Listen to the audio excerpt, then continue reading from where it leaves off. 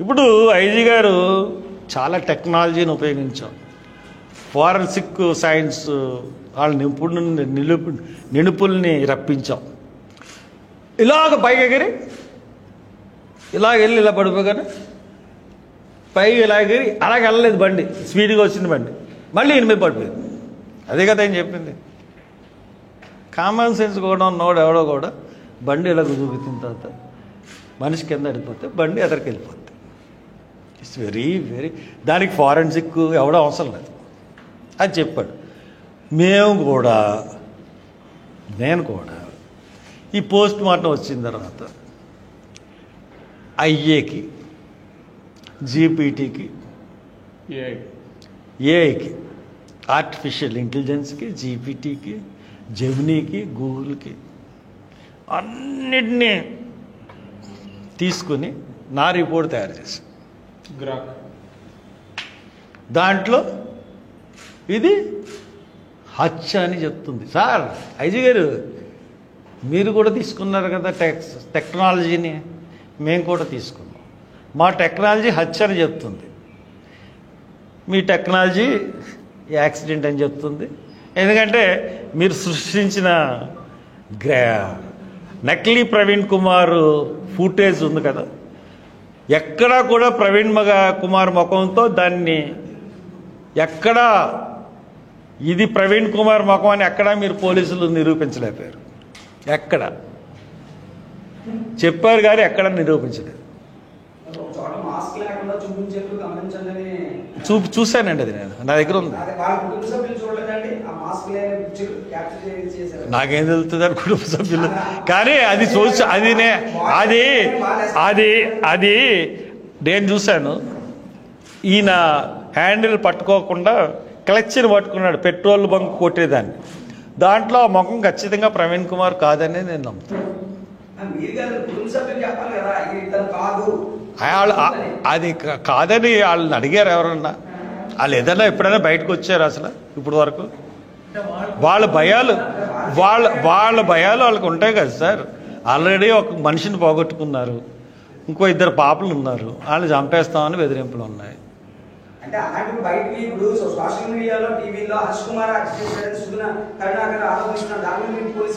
ఆ సుగుణాకర్ రావు అంటే ఎవడండి? సుగుణాకర్ రావు అంటే ఎవడు? ఎవరతను? అంటే ఎమ్మెల్యే, ఎంపీయా? అంటే ఏమన్నా పదవి ఉందా? అంటే ఏదైనా పార్టీలో కాదు సార్, అది కాదండి. ఏదైనా అది కాదు సార్, ఆయనకి ఏదైనా అది కాదండి. ఆయనకి ఏమన్నా పదవి ఉందా ఏ పార్టీలో అన్నా? పోనీ ఏమన్నా సోషల్ వర్కరా? ఎవడో ఏదో క్వశ్చన్ గాడు బచ్చానా కొడుకు, అది కాదండి. అప్పుడు అది కాదండి, మీరు పలానా ఓడు మా ఎమ్మెల్యే కంటెస్ట్ చేశాడంటే, పలానా ఓడు మీ మీద ఆరోపణ చేశాడంటే దానికి సమాధానం చెప్తాను. రోడ్డుని అది కాదు సార్, రోడ్డు మీద బోల్డ్ మంది నన్ను ఆరోపిస్తూ ఉంటారు. వాళ్ళ ప్రతి ఒడికి నేనెందుకు సమాధానం? బచ్చగాళ్ళకి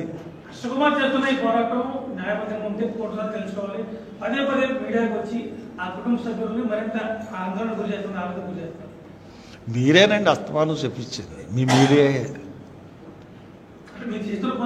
నేను చెప్పిన ప్రతి ప్రెస్ మీట్లో కొత్త విషయమే చెప్తున్నాను తప్పితే పోలీసులు అడుగుతున్న దానికి తందానా తానా అంటూ మీ మీడియాలాగా వీడియో రిలీజ్ చేసి తర్వాత కొన్ని మీడియా సంస్థలు క్షమాపణ చెప్పి మళ్ళీ వినండి. మీరు క్వశ్చన్ వేశారు, సమాధానం వినండి, ఓపిక ఉండాలి. బిగ్ టీవీ వారు, 99 టీవీ వారు ఇప్పుడు ఏం చెప్పాలి?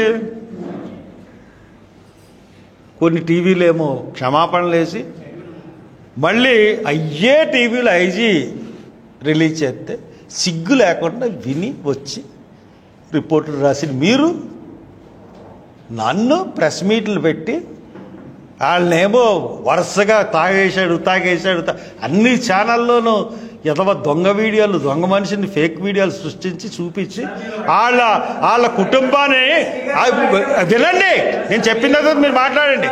వాళ్ళ కుటుంబాన్ని తీవ్రంగా గాయపరిచింది మీడియా, మేం కాదు. మీ మీడియా సంస్థలు లేకపోతే మాది ప్రజల్లోకి వెళ్ళదేమో అనే భయం ఇంతకుముందు ఉండేదండి. ఇప్పుడు అటువంటి భయాలు లేవు, సోషల్ మీడియా వచ్చింది. అంత మిమ్మల్ని లెక్క చేసే పరిస్థితి కూడా లేదు మాకు. మీరు ఒక్కొక్క ఏదో మాట్లాడుతున్నాడు. మెయిన్ యాంకర్లు అనుకున్న చెత్తరా కొడుకులు కొన్ని పచ్చ మీడియాల్లో వాళ్ళు నాకు కూడా పీకలే రావడం. బట్ చెప్తున్నాను, గాయపరిచింది వాళ్ళ ఫ్యామిలీని. మీరు నిజాలు తీసుకొచ్చి బయట ప్రతి దానికి నేను నిజాలు మాట్లాడకపోతే వాళ్ళు ఇంకా వాళ్ళ కుటుంబం కృంగి కృషించిపోయింది. తాగుబోతు కింద సృష్టించినందుకు, ఇలా చేసినందుకు. ఎంత క్యారెక్టర్ అసాసినేషన్ చేసిందండి మీడియా. ఇప్పుడు మాట్లాడండి మీరు.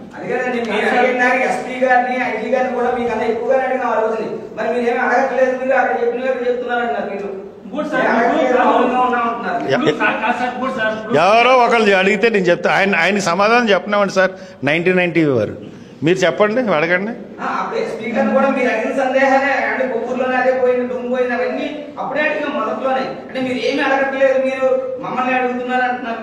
కానీ మీరు